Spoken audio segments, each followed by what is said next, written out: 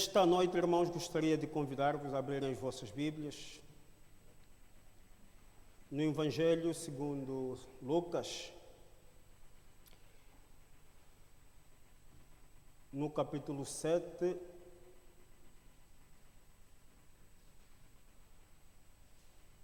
Evangelho de Lucas, capítulo 7,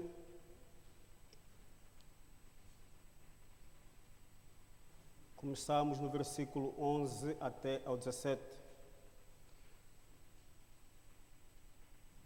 Evangelho de Lucas, capítulo 7, versículos 11 a 17. Eis a palavra do Senhor. Em dia subsequente, dirigia-se Jesus a uma cidade chamada Naim. E iam com ele os seus discípulos e numerosa multidão. Como se aproximasse da porta da cidade, eis que saía o enterro do filho único de uma viúva. E grande multidão da cidade ia com ela. Vendo-a, o Senhor se compadeceu dela e lhe disse: não chores. Chegando-se, tocou o esquife e, parando os que o conduziam, disse: jovem, eu te mando, levanta-te. Sentou-se o que estivera morto e passou a falar. Jesus o restituiu à sua mãe. Todos ficaram possuídos de temor e glorificavam a Deus, dizendo: grande profeta se levantou entre nós e Deus visitou seu povo. Esta notícia a respeito dele divulgou-se por toda a Judeia e por toda a circunvizinhança. Irmãos, Jesus já havia feito algumas viagens e agora estava, vamos dizer, de volta ao seu quartel-general.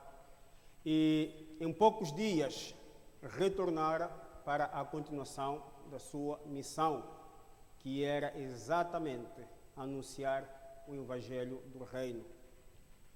Se nós olharmos para o capítulo 7, logo no princípio, nós vemos que uma das maravilhas que Jesus faz é exatamente curar o servo de um centurião em Cafarnaum.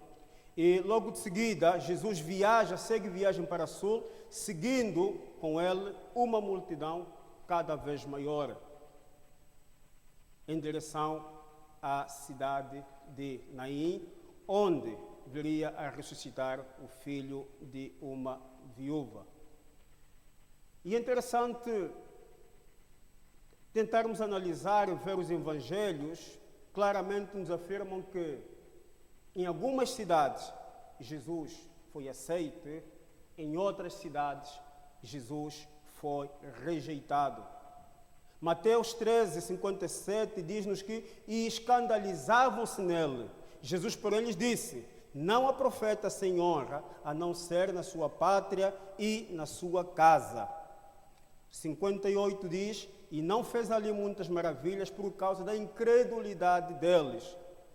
E Mateus 9:1 diz que, e entrando em um barco, ele atravessou e foi para a sua cidade. Então nós vemos que nem sempre algumas cidades que Jesus, ou aldeias que Jesus visitou, era bem recebido, outras recebiam-no bem, outras desprezavam a mensagem que Jesus levava. Sem dúvida que Jesus levantou muita gente dentre os mortos, mas esta é a primeira ressurreição de Jesus apresentada na Bíblia Sagrada.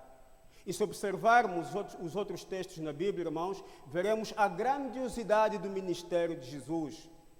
Em Mateus capítulo 11, versículo 5, há uma afirmação interessante a respeito de Jesus.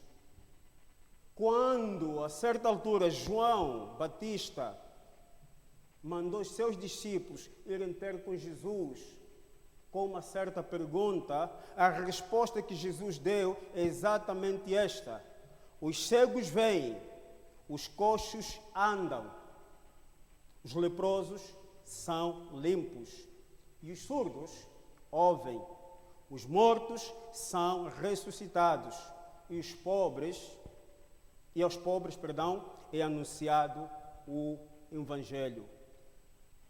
Ao analisarmos esta passagem, este versículo único de Mateus 11, se olharmos com atenção para a palavra ressuscitados, vamos ver que ela está no plural. Então, isto dá a entender que Jesus não realizou apenas, ou não ressuscitou apenas, os 3 casos que estão descritos no Evangelho, que foi este filho desta viúva de Naim, não foi somente a filha de Jairo, muito menos somente o Lázaro, como lemos em João 11. Quer dizer que, estando esta frase, esta passagem, este versículo no plural, dá-nos a entender que houve mais ressurreição feita por Jesus enquanto esteve nesta terra. Mas só Deus sabe porque que até nós só chegaram estes 3 exemplos. É interessante ainda vermos que esta é a única vez que a Bíblia menciona a cidade de Naim. E então, creio que é importante compreendermos um pouco, entendermos um pouco o que era esta cidade. Naim no hebraico pode significar agradável, gracioso ou até aprazível ou belo, encantador, algo de muita beleza. E esta aldeia pequena que era, estava localizada, segundo alguns teólogos que eu fui pesquisar, acreditava-se que ela situava-se num lugar muito aprazível, num lugar no alto de uma montanha e estava a sul da cidade de Nazaré, na Galileia, próximo ao pequeno Hermon. Era uma cidade que estava a 32 quilômetros, vamos dizer que era um dia de viagem ou uma jornada da cidade de Cafarnaum até Naim. Ficava mais ou menos 10 quilômetros de Nazaré e a 5 quilômetros da cidade de Solém ou Sunem. Sunem, se os irmãos forem ver no Antigo Testamento, é exatamente essa cidade onde o profeta Eliseu ressuscitou o filho da Sunanita. Diz ainda mais que esta cidade ou esta aldeia tinha uma vista panorâmica muito interessante, né? Porque estava no alto da montanha. Desta cidade podia-se ver muito bem as planícies de Israel, né? E Jesus estava realizando mais uma das suas viagens, acompanhado dos seus 12 discípulos e uma multidão. E é durante esta visita que Jesus realizou o milagre, trazendo à volta a vida, o filho único desta viúva. E é interessante podermos ver que Jesus, enquanto esteve neste mundo, nunca procurou ser o destaque. É interessante vermos que alguns dos milagres que ele realizava, inclusive dizia, não contem a ninguém. Jesus nunca procurou ser o centro das atenções. Talvez por esta razão, é que ele escolheu esta humilde cidade para poder fazer algo tão grandioso. Dizer ainda, irmãos, que Jesus é aquele que vai ao encontro dos mais pequenos. Jesus é aquele que vai ao encontro das pessoas desprezíveis. Você, neste momento, pode ser considerado pequeno, irmão, mas saiba que, diante dos olhos de Deus, nós temos um Deus grandioso. Na Bíblia, encontramos passagens interessantes no que se refere exatamente a coisas pequenas ou o valor que Deus dá às coisas pequenas ou insignificantes. As palavras de Paulo na primeira carta aos Coríntios diz exatamente que, mas Deus escolheu as coisas loucas deste mundo para confundir as sábias. E Deus escolheu as coisas fracas deste mundo para confundir as fortes. E Deus escolheu as coisas vis deste mundo e as desprezíveis e as que não são para aniquilar as que são. Se voltarmos no Antigo Testamento, vamos encontrar nos profetas menores esta afirmação: e tu, Belém, Éfrata, posto que pequena entre os milhares de Judá, de ti me sairá o que governará Israel, e cuja saída são desde os tempos antigos, desde os dias da eternidade. Ao vermos a história de Davi, quando foi escolhido, o profeta Samuel é indigitado para ungir o filho de Jessé.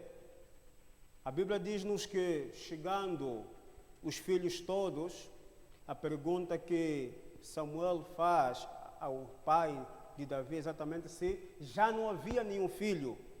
A afirmação ou a resposta do pai é exatamente esta, que sim, falta um, o menor. A verdade é que, aos olhos de Deus, aquilo que os homens podem considerar desprezíveis, para Deus, são os mais importantes.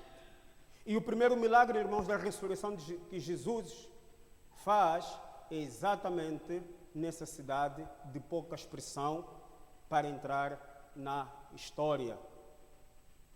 Cafarnaum, como já dissemos, distava a 10 quilômetros de Nazaré, que era exatamente um dia de jornada.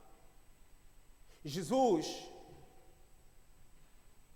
andou um dia de jornada até Naim só para atender a necessidade de uma viúva. Irmãos, paremos e pensemos aqui um pouco sobre os desafios que Jesus pode ter enfrentado para chegar a esta cidade. Se ela estava situada no topo de uma montanha, então vamos dizer que os acessos não seriam fáceis.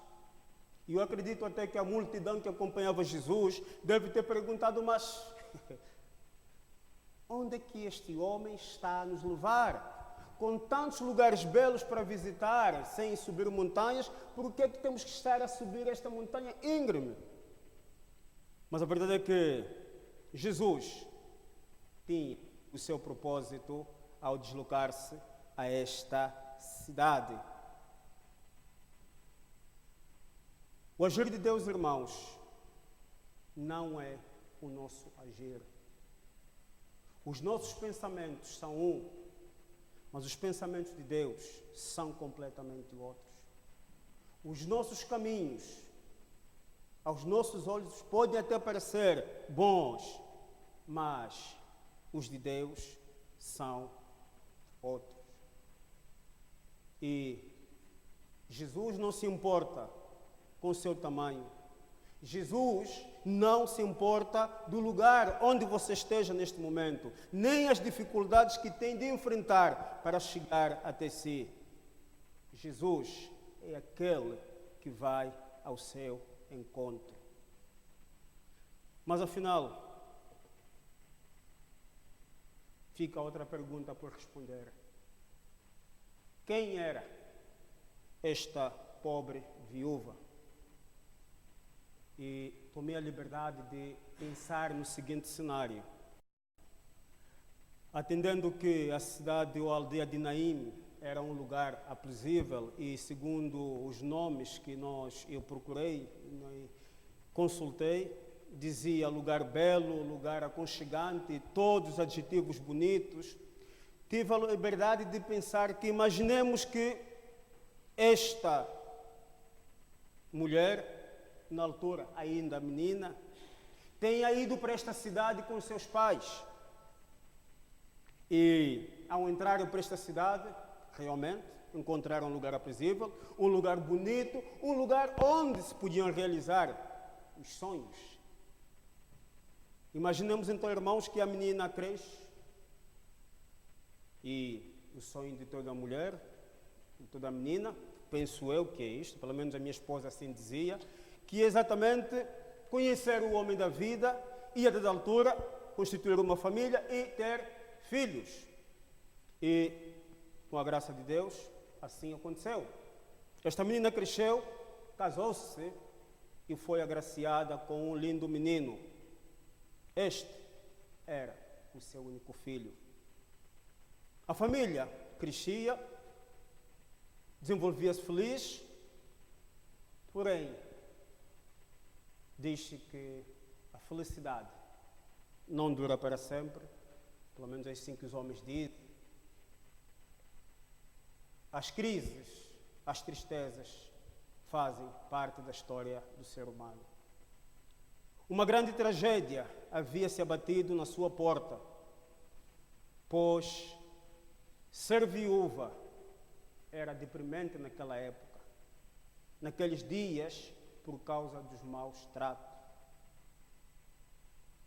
Estive a fazer um estudo e apercebi-me que há um tratado, conhecido como Tratado de Talmúdico de Gittim, o pastor, como também bom pastor Eduardo Melo, no caso, bom historiador, talvez depois me dê mais algumas chegas, né? Dizia que um certo rabino dizia que um escravo ganha ao receber a sua liberdade do seu senhor, mas uma mulher é desvantagem, pois se torna desqualificada para receber a temurá. Temurá diria que a possibilidade de ser santificada no ato de expiação dos seus pecados, quando o animal fosse sacrificado. Quer dizer que, desta forma, esta mulher não só perdia a possibilidade, por ser viúva, não só perdia a possibilidade de poder ter os seus pecados perdoados, como também perdia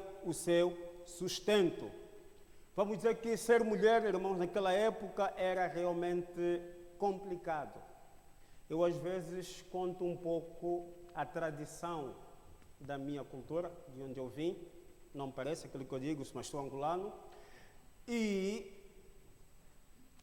as mulheres, quando se tornando-se viúva, pelo menos no norte, de onde eu sou originário, os familiares do defunto vão, depois de tudo do velório terminar, os familiares do defunto vão à casa do defunto e retiram tudo, ou melhor, retiram os bens à viúva, tendo filhos ou não, mas a verdade é que a viúva fica à sua mercê ou então volta para a casa dos seus pais. É um pouco estranho este costume, mas já encontrei, os irmãos não me perguntem o porquê.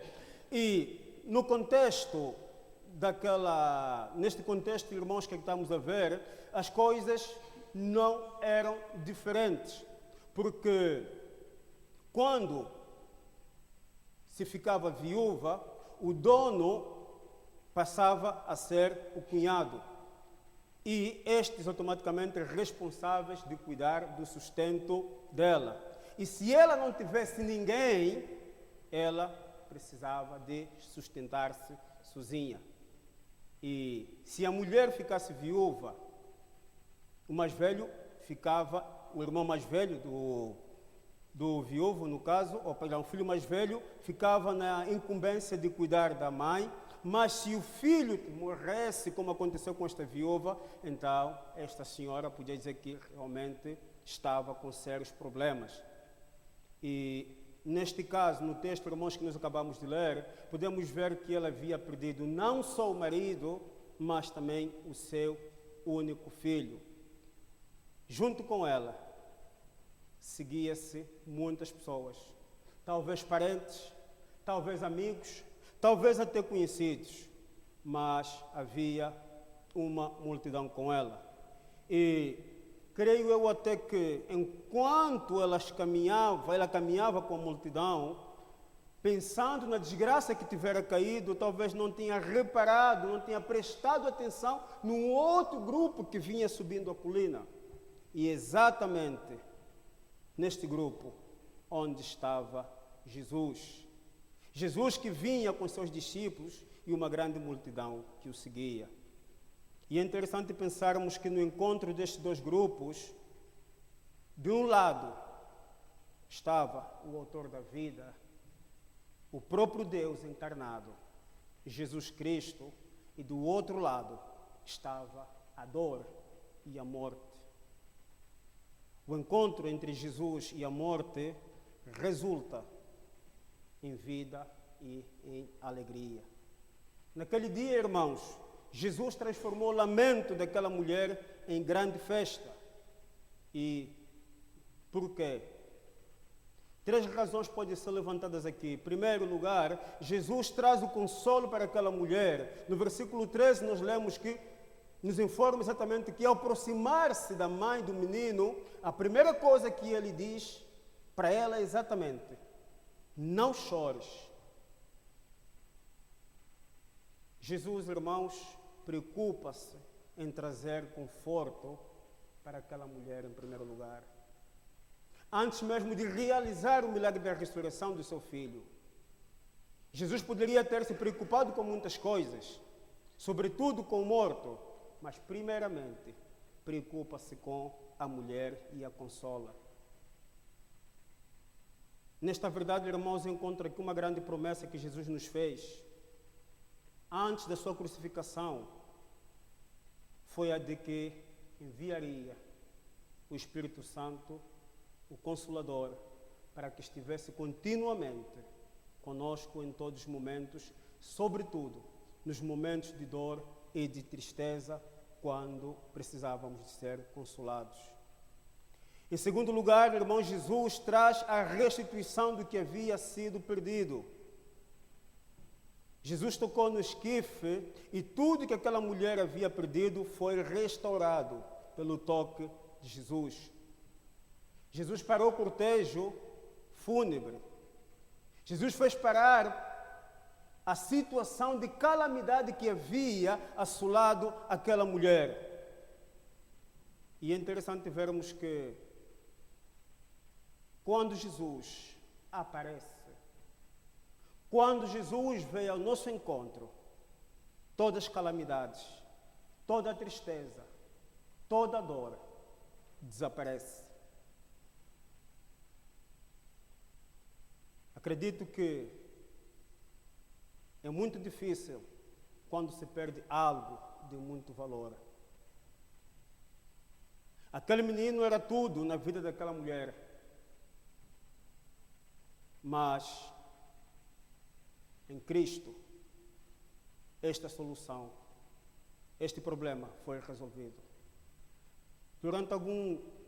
Quando começou esta crise na Europa, creio que estava a ver as notícias, quando veio a notícia de despedimento numa grande empresa na França. E como muitos haviam trabalhado nesta empresa por muitos anos e já não sabiam fazer nada nas suas vidas, o que muitos trabalhadores daquela empresa fizeram foi exatamente começarem a suicidar-se. E a reportagem dizia algo interessante, que o motivo daquela atitude é exatamente porque já não havia solução. Aqueles homens não suportaram a dor de perderem a única coisa que havia para eles, e nada melhor do que a morte como solução. Mas, irmãos, se nós olharmos para a Bíblia, podemos encontrar no exemplo de Jó, um homem que perdeu tudo e mais alguma coisa que tinha, mas ainda assim não perdeu a confiança em seu Deus, porque o nosso Deus, na sua infinita misericórdia, é aquele que pode restituir tudo aquilo que nós perdemos. Em terceiro lugar, irmãos, Jesus renova a alegria de viver.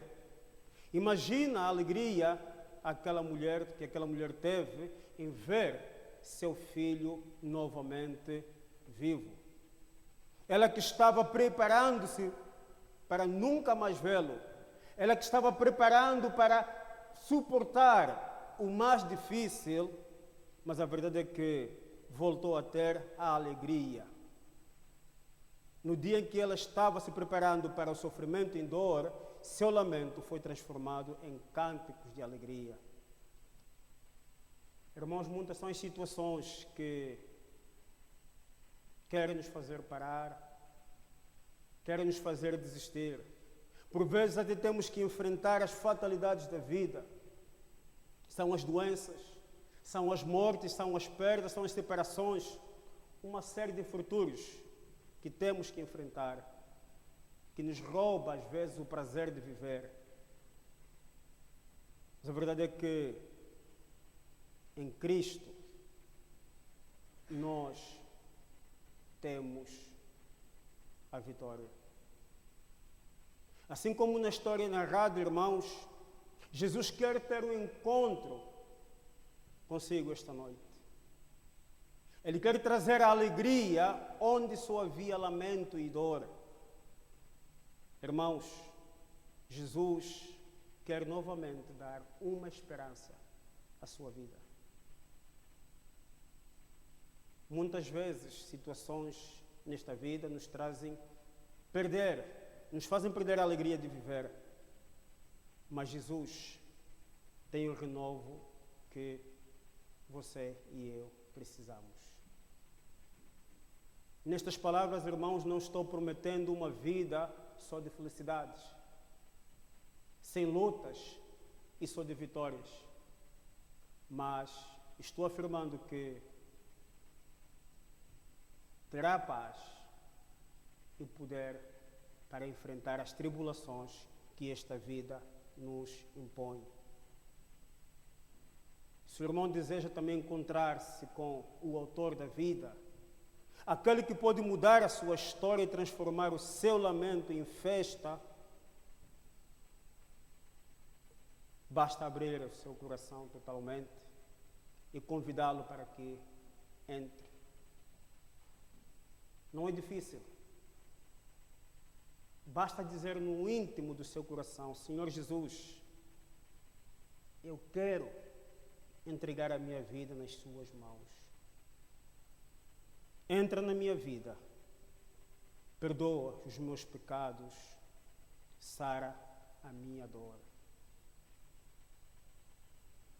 Certa vez ouvi uma história muito interessante de um pai que estava ansioso para passear com o seu filho, assim como os próprios filhos ficam ansiosos quando os pais prometem que no dia seguinte vamos passear. E este pai havia procurado várias ocasiões, mas o trabalho impedia de realizar este sonho com seu filho, que era exatamente ir juntos à pesca. Até que certa manhã, certo dia, o dia 10 chegou e foi possível que eles fossem a esta pesca. Depois dos preparativos, com a ajuda da mãe, as mães estão sempre ao lado a ajudar naquilo que é necessário.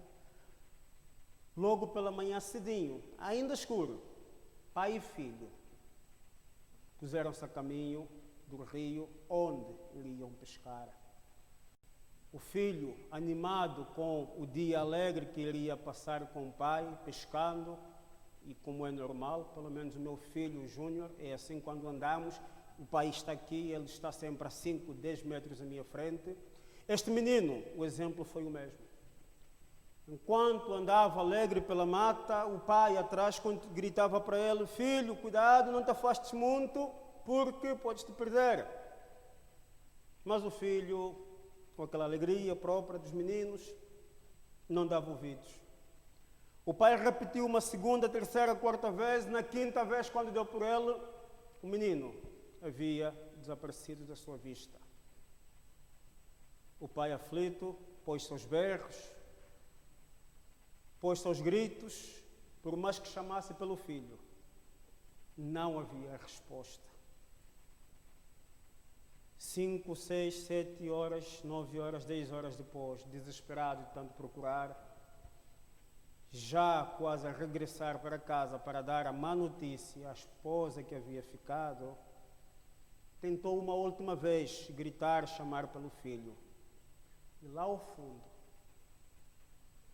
ouviu-se uma voz que era a voz do menino, a voz do filho. E em poucos segundos, o encontro com o filho foi possível. Os irmãos conseguem imaginar o tamanho da alegria que envolveria aquele pai?